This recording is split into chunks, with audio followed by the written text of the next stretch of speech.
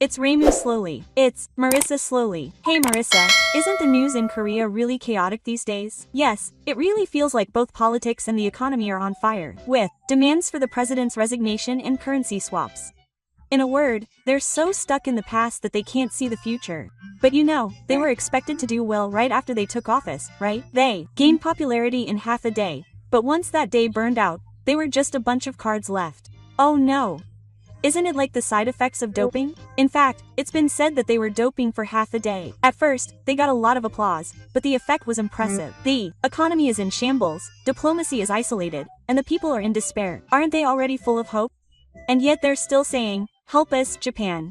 That shows how mentally strong they are. The people have only recently begun to realize. Isn't something strange about this? Isn't it a bit late to realize it? Well, at least they've realized it. This time, I'll explain in detail about the politics of anger in Korea. I'm really curious.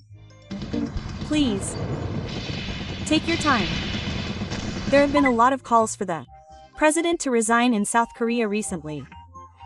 That's surprising. Wasn't he just recently inaugurated? But Lee Jae-myung has already lost trust after only a short time in office. Why was he abandoned so early? Could it be a scandal? Of course there is a scandal, but it's not just that. In the first place, his brand of being a friend of the common people is completely showing through. He has a popular image as a supporter of the common people, but has it backfired? There were high expectations for him when he first took office. He gathered support by saying he would break the privileging system, but when the dust settled, all that came out were allegations of political funding irregularities and a series of malpractices. Wow, he really did let down everyone's expectations. What the public is particularly upset about is his attitude of not properly answering the allegations. He was ambiguous when asked to appear, and he just kept running away, shirking his responsibility to explain. So they're more disappointed by his lack of sincerity than by his irregularities. That's right. And the economy is in shambles at this time. Employment for young people is tough. Housing prices are skyrocketing, and people's lives are hard. Far from maintaining the support rate, he's becoming the target of anger. Right. And so, a mood of calling for him to be stopped spread rapidly among the people. The opposition was particularly strong among the younger generation. It seems that once trust is lost, it's hard to regain it. And the opposition came from within as well. A recording of the Tonuchi meeting was leaked on SNS, exposing the quarrel between the members of the assembly. Oh no! Isn't that a complete collapse? Some members of the assembly are apparently saying that he's no longer the face of the party, but a liability. Even in the streets, supporters and opponents clashed, causing a commotion that required the police to be called in. It's more like a religious debate than politics. It's close to that. Some supporters still believe in him, but the reality is that he's no longer there. That's why the media is now saying that it's just a matter of time. But there's also concern about who will fix things up after he's stopped. That's the problem. The fact that there are no public figures is also adding to the confusion. Yeah. Once the public is fired up, there's no turning back. Public suspicion has reached its peak. In the past, if you criticized him, you would be labeled a pro-Japan figure, but that's not the case anymore. The prosecutors are receiving reports and whistleblower complaints from citizens on a daily basis. Isn't it impossible to restore trust, let alone maintain the government? That's right. It's a perfect example of a dramatic downfall of the government. And the reason why Lee Jae-myung was able to gather so many followers so quickly, it was half a day. There it is. The word half a day is a common phrase in Korea. But in Lee Jae-myung's case, he made the most of it at a strategic level. The No Japan movement of 2019. Those words were what he shouted while standing in battle. Don't buy Japanese products. Don't go to Uniqlo. Don't work for Japanese companies. That was outrageous. The atmosphere there was strange.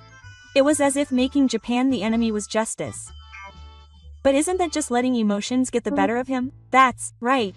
He was a genius at turning anger into political energy. That's why he got the nickname, Half-Day Monster. Isn't there a milder way to put it? No. Honestly, monster is the perfect description. His speeches were always radical. He even went so far as to say that the country has no future unless Japan is expelled. Wait, isn't that the kind of speech a pioneer would make?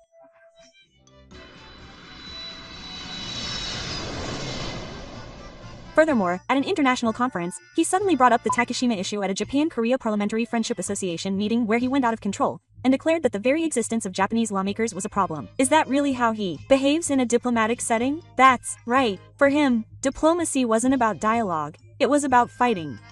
But it's also true that his attitude was popular with some voters.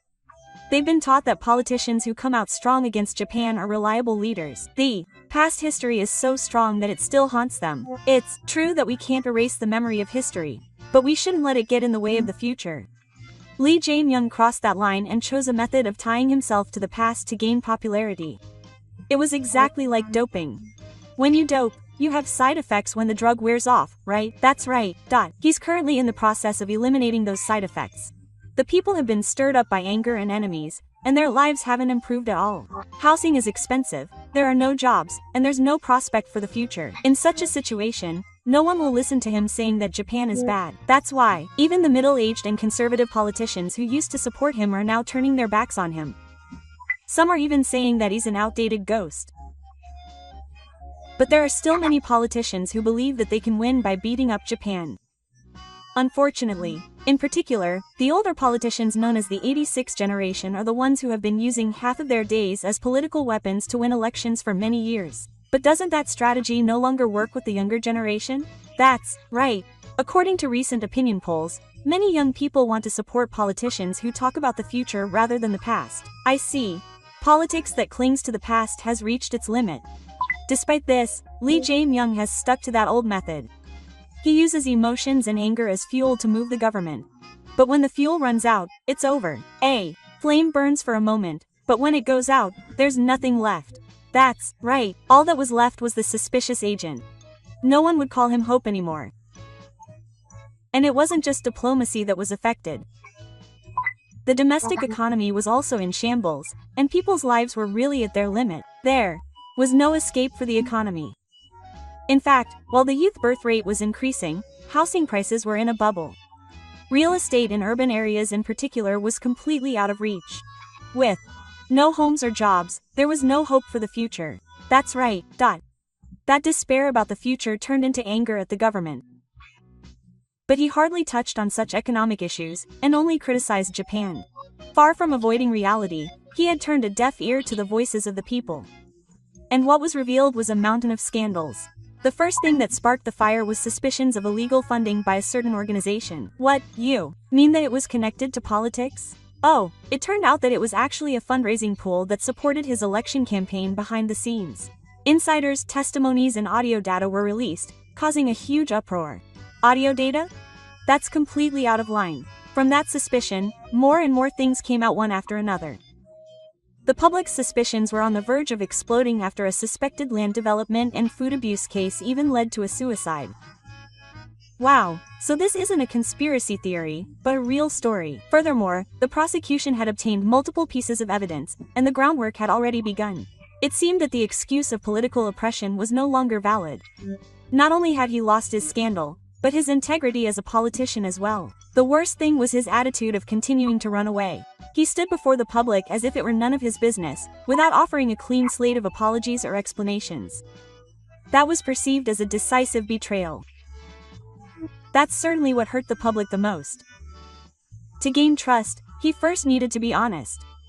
But he did just that. And because he continued to insist that he was right, the backlash grew even stronger. Moreover, he made major mistakes not only domestically but also in diplomacy. Relations with China deteriorated, cooperation with the United States became unstable, and he was in full hostile mode with Japan. He was completely isolated. Oh, and his presence in the international community had faded, and he had become a country that no one trusted. In fact, the European media had taken it easy, calling him an unreliable partner. Wow, that's a really harsh assessment. Even America started saying they were useless. In that situation, the only card left was that they were an enemy to Japan. But that card doesn't resonate with anyone anymore. The public is fed up with it too. The young people in particular are waking up. The idea is spreading that if their lives don't improve, then everyone is in the same boat. They're not just halfway there, they're in despair about politics itself. How can the country be united in such a situation? In fact, the country is falling apart within itself. There are conflicts between factions, splits in policy, clashes between supporters, and one day supporters started fighting in front of our headquarters and the police had to be called in. Wait, isn't this no longer politics, it's a street fight? It's complete chaos. It's like anger running wild. The political theater that used to revolve around Lee Jae-myung is now on the verge of collapse. But the scariest thing is that the public's anger will turn into indifference. When people give up and no longer expect anything from anyone, politics will end. The collapse of trust is much more serious than physical destruction. That's right. South Korea is now on the brink of collapse. The economy has stalled, diplomacy is isolated, politics is corrupt, and the people are in despair. Furthermore, to be honest, South Korea's economic situation is really bad right now. No. Seriously, it's so serious that it's being called the brink of national collapse. Did you know that the country's debt, or international debt, has exceeded 660 trillion yen? 660 trillion? The numbers are all out of whack. You probably don't get it. But that's over 73 trillion yen in Japanese yen. And it's not just debt, it's a red line where spending far exceeds income. Isn't there a fiscal rule? Is there a system to put a stop to it somewhere? That's the problem. There is no mechanism to guarantee future sustainability. People overseas are seriously worried that it will become the second Greece. The main body of the economy is already in shambles. But wasn't South Korea once considered a model for economic growth? That's a thing of the past. Now, there are more and more zombie companies that are being forced to operate, and domestic productivity is falling. What's worse is that the South Korean economy was overly dependent on one country. Could that country be China? That's right. It's South Korea's largest trading partner and its #1 export destination. If goods sold in China, companies would benefit and tax revenues would increase. But now that's all collapsing. What's going on in China right now? Is it really that bad? In fact, China's real estate bubble has completely collapsed and economic growth has come to a halt. Demand for reactionary materials, intermediates, cosmetics, and major exports has plummeted. Wow, it's not a complete disaster. That's exactly right. South Korea's total trade deficit in 2023 was $19.1 billion, a loss of 2.7 trillion yen. This was the first trade deficit in 28 years, and it was the moment when the veins of the economic structure were completely exposed. It must be having an impact domestically as well. Yes, as prices continue to fall, prices are rising and ordinary people's lives are becoming more difficult. Banks have tried to curb inflation by raising interest rates, but that's dampening consumption. Moreover, they don't have a strategy to break away from their dependence on China. Oh, they say they're turning their attention to the ASEAN region and shifting exports to the Middle East, but in reality, they're just talking and not producing any results. It's like running a full marathon with one leg broken. So what about their allies overseas? They're cold. In the US, they're laughed at as a country that failed because it was too dependent on China, and in Japan, they're called a cooperation hub and are viewed with caution. They call for cooperation in public, but criticize and insult people behind closed doors. Those two things have completely destroyed trust. It's as if they're throwing away their credibility and diplomacy of their own accord. That's why investors around the world are now pulling out of South Korea. An economy that has lost international trust is like a sinking ship. Is there a lifeboat for that sinking ship? Actually, that's where Japan comes in. What South Korea clung to was the resumption of the transit swap agreement. This is a system that Japan initiated during the Asian Transit System in 1997. It's a system for exchanging currencies to avoid a shortage of foreign currency. Isn't this a lifeline for South Korea? But if they change sides, it's also a diplomatic SOS. On the surface, it's cooperation, but in reality, it's a cry for help. South Korea has no one else to rely on. But how can they rely on Japan after all the beating they've done so far? That's why even Japan is suspicious that they might be betrayed. The one-sided aggression over historical issues and export restrictions on Takeshima. There have been countless betrayals. Isn't it like a domestic violence relationship where you help Japan only to be criticized again? That's true. But this swap was greatly influenced by pressure from the United States. The Biden administration is advancing its Indo-Pacific strategy, and cooperation between Japan and South Korea was necessary. In other words, South Korea bowed to Japan in order to maintain their alliance. But Japan is watching to see if trust can be rebuilt. It would be terrible if they supported Japan and were betrayed again. That's right. Will the swap to avert a currency crisis actually lead to the rebuilding of trust, or will it just end up buying time? South Korea is really walking a tightrope right now. But what exactly is a swap? How does it work? Simply put, it's a system that allows you to exchange your own currency with the other country's currency in advance. So when you run out of foreign currency due to economic reasons, you can use foreign currency without having to borrow. For South Korea, securing this kind of surgical facility is vital because trade and investment cool down rapidly when the gong weakens. I see. So it's like insurance. But this is important. Agreements are based on trust. Currency is the very credibility of a country. You can't enter into a swap with an untrustworthy country. Does that mean Japan has trusted South Korea again? On the surface, it looks like that, but in reality, the circumstances are quite complicated.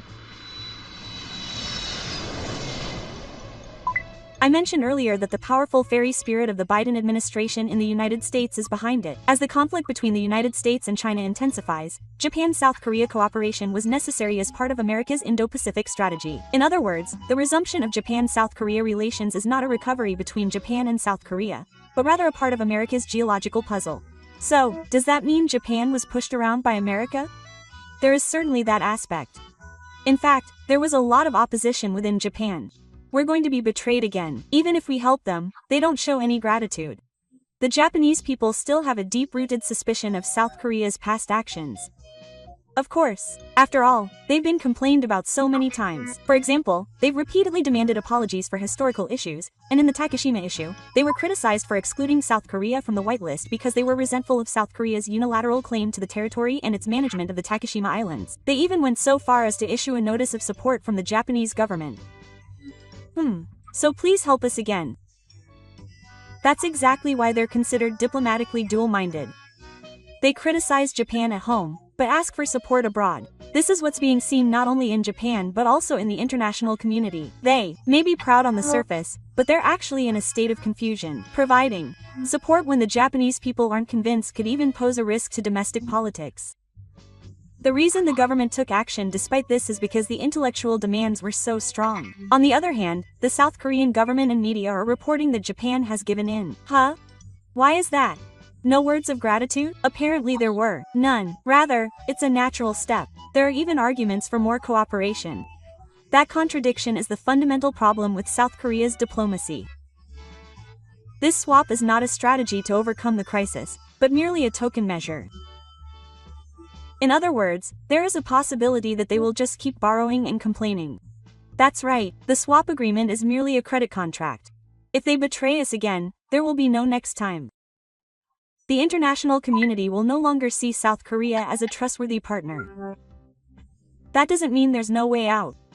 It's exactly ignoble. Right now, not just Japan but the whole world is stopping South Korea from making its next move. Yeah, that's right, the resumption of the currency swap has temporarily improved the South Korean economy, but that doesn't mean the fundamental problem has been solved.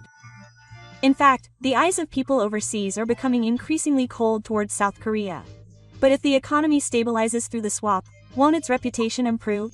On the surface, South Korea is asking Japan for help, while at the same time, it's clear that it's continuing to shout at home that Japan should not be forgiven. Isn't that a complete contradiction? That's why they're also called dual personality diplomacy and a victim business nation. Here are some harsh comments from overseas media. Half-day doping doesn't work anymore. Only the side effects remain, and the people are starting to realize it. Politics that lies behind processed drugs as a shield for the future. As long as they continue to choose that, the country's destruction is inevitable. Wow, they're merciless. There are others too. A politics of revenge that anticipates the victims only brings shame to the international community. Who would trust a country that has no problem insulting those seeking help on social media? It's like asking for a loan and then complaining every day. No one will lend it to you. What's more, it's not just criticism, it's becoming more like a tale. Relying on China has failed. America has given up on it, and Japan is wary. People are coldly saying that this is the reality of South Korea right now. In particular, South Korea's opinion in Japan is harsh. Don't trust them anymore. There are many voices saying that they'll be betrayed again. South Korea is now treated like it's on the international community's trust blacklist. That's exactly right. And that atmosphere is finally spreading within South Korea. What's interesting is that the people who have supported the government up until now are gradually starting to realize that something is wrong. I've been hearing more and more of these kinds of voices on social media and in interviews. Criticizing Japan hasn't solved anything. Life is still hard, and in the end, it was just a political prize. It's a wake-up call for the people. More and more people are starting to think calmly. Young people in their 20s and 30s in particular are more conscious of wanting to look to the future rather than the past. Even when they're told about the damage they suffered in the past, they react with a cool head, thinking, "What's that?" But that generation wasn't originally cold to politics. That's true. But this time it's different. They're starting to take action because of their disappointment. There are movements to change things through elections, such as participating in demonstrations and speaking out on social media. There's even a campaign to graduate from the politics of the 86 generation. The 86 generation. Old politicians who rose to power on a half-hearted path. That's right. They've been using historical issues to manipulate the social media and win elections. But now there's a growing sense that that approach no longer works. In public opinion polls, more than half of the people said the 86 generation should step down. That's a clear sign of a generational change. What's even more interesting is that even middle-aged people in their 40s and 50s have begun to express their disappointment. They used to believe in it, but now they say nothing has changed. In other words, even the former ruling class has begun to turn their backs. So does this mean that South Korean politics is now at a complete crossroads? Yes, it is. It's up to the people to decide for themselves. Some people overseas say that the reforms are too late, but at least the public's awareness is starting to change. That's hope. What we need now is not leaders who stir up anger, but politicians who can honestly talk about the future. Yes, the era of exploiting emotions for half a day must end. It's not anger that moves a country, it's reason and trust. That's true power.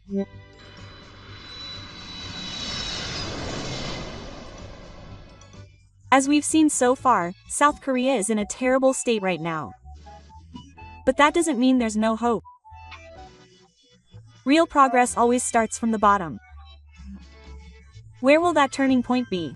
The key is the emergence of the 86 generation and new leaders. It's true that we're no longer in an era where we can get a good deal by simply criticizing Japan. On the contrary, the younger generation is calling for politicians who can't talk about the future to step down. Jobs, education, housing, welfare. What they're looking for are realistic solutions. Policies over emotions, sincerity over anger. That's right. That's why the next election is attracting so much attention. If the old forces step down and new, practical politicians take their place, the restoration of Japan-South Korea relations and the revival of the economy will become a reality. Conversely, if that can't be done, it will just be the same thing over and over again. That's right. Breaking away from dependence on China, normalizing diplomacy, and domestic reforms will all depend on whether or not we look to the future. Politics that clings to the past and uses anger to win applause has reached its limit. I see. So that's what it means to create the future. It's not about leaving it up to politicians. The people themselves need to take the stone and choose. If that doesn't happen, no matter who is at the top, the results will be the same. Let's put an end to politics based on emotion. The era of responsible politics is upon us. In late August, the Ukrainian army launched a new counter-operation on the Donetsk front, and the offensive against the Russian army is in full swing.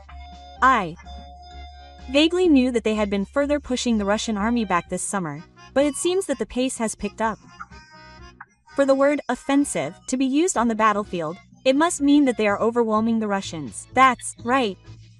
Of particular note is the move at Pokrov.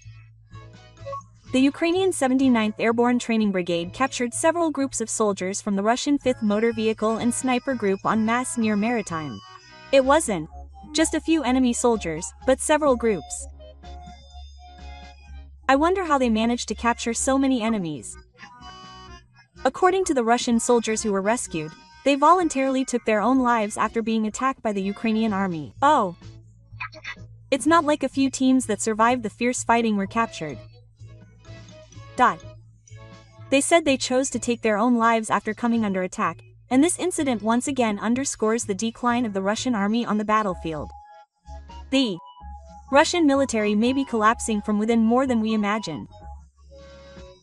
Videos of Ukrainian soldiers interrogating captured Russian soldiers have also been made public, revealing that all of them ignored orders and voluntarily left, abandoning valuable weapons. I see.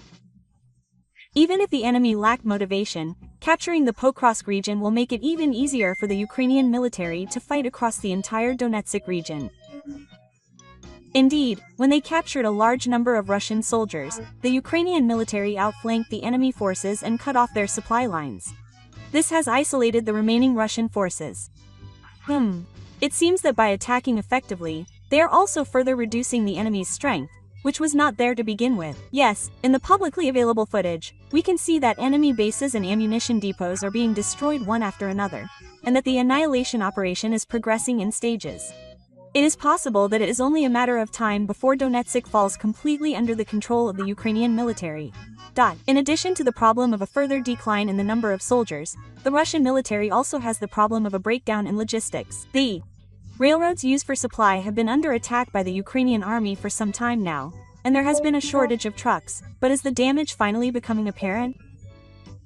That's right. Just the other day, 2 Russian soldiers were shot by a Ukrainian FPV drone while riding a scooter, and it became a big topic of conversation. Wait, do Russian soldiers now use scooters to get around? It seems there are quite a few of them. And of course, Russia has lost not only the means to transport people, but also the means to transport goods. Perhaps they are filling the gap with unbelievable substitutes there as well. The Russian army now uses scooters and donkeys instead of military vehicles. Donkeys? That animal.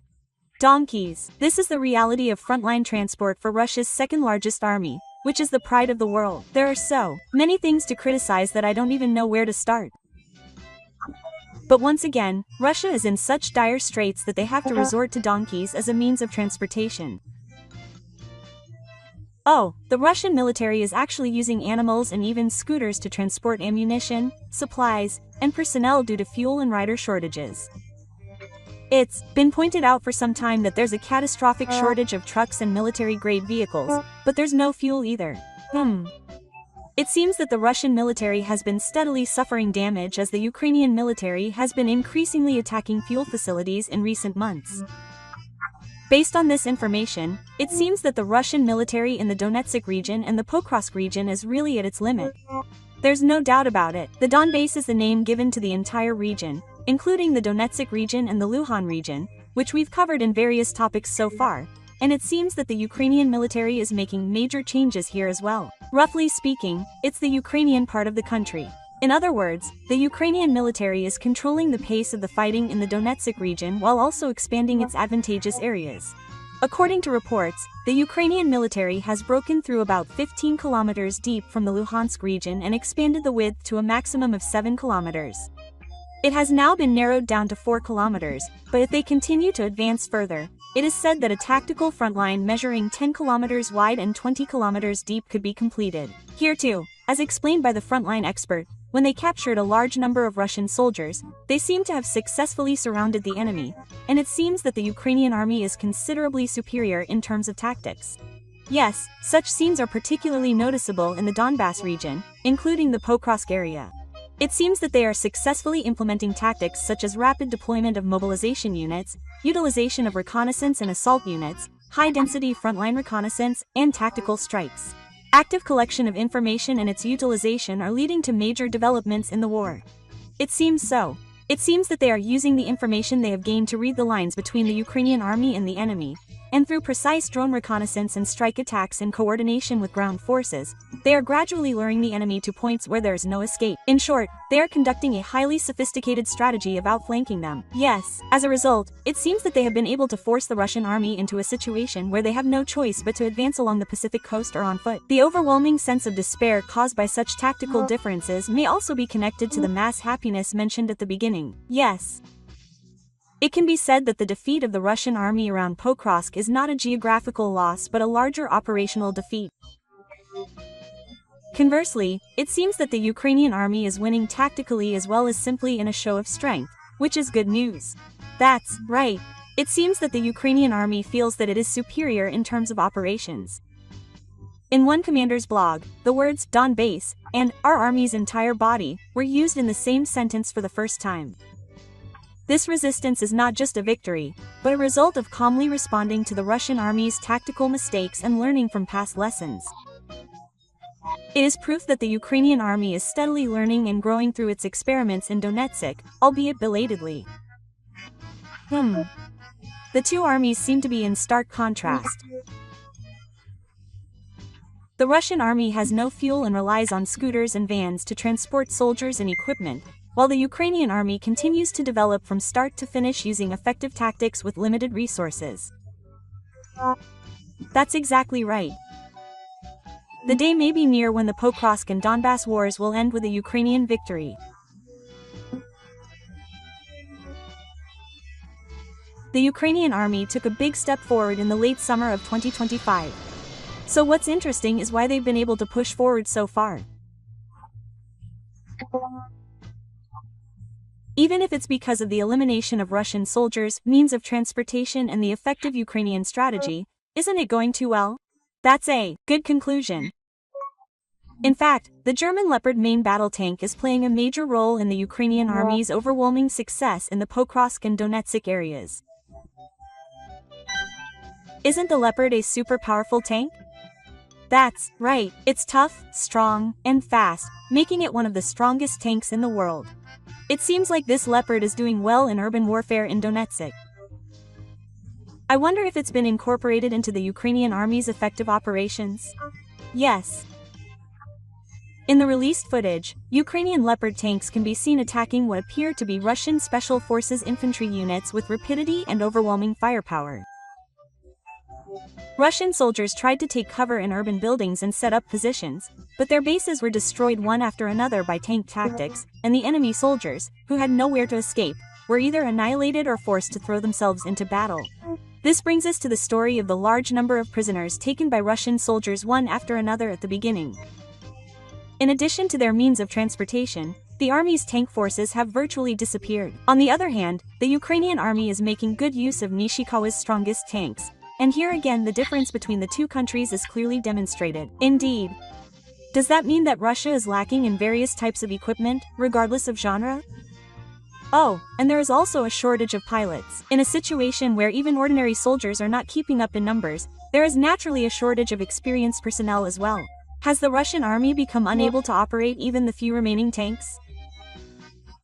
Perhaps it is only natural that Russian soldiers, who are overwhelmingly inferior in terms of both weapons and operations, have given up fighting and are posting one after another. Conversely, what kind of tactics are the Russian army using on the battlefield? Forced assaults and waves of flesh, the same as when the network was first established. Here again we can see the difference with the Ukrainian army. While the commanders felt they were making progress, the Russian army continues to use the same old, ineffective tactics. And of course, the situation is getting worse, and problems are emerging one after another within the Russian army, with commanders pushing soldiers who have run out of experience to the front lines. There's no way such a shabby organization can achieve significant results. But from numerous leaked audio and internal footage, it's become clear that the assault forces are poorly trained and poorly equipped. They have no support and have not even been given operational plans. These things have become clear. In other words, are the Russians on the battlefield now no better than peace amateurs? Especially recently, it seems that there are many soldiers who have been forcibly sent to the front lines in order to make ends meet, such as paying off credit cards or repairing their homes. Given this background and an organizational structure where they are not given weapons or tactics, it's not at all strange that mass destruction would occur. The soldiers' motivation is huge. Germany's advanced tanks versus the difference in strategy in the first place. The balance of power between Russia and Ukraine is obvious even in the Donbass region outside the Pokrov region. For quite some time now, Russia has been pushed into a situation where no matter how much it tries, it cannot overturn the election. The Russian army is lagging far behind the Ukrainian army in many ways, so it's becoming increasingly interesting to see what will happen to them this fall. That's all for the explanation. Was it easy to understand? So, if you enjoyed this video, please subscribe to the channel. Well then, thank you for watching. Please come back again and relax.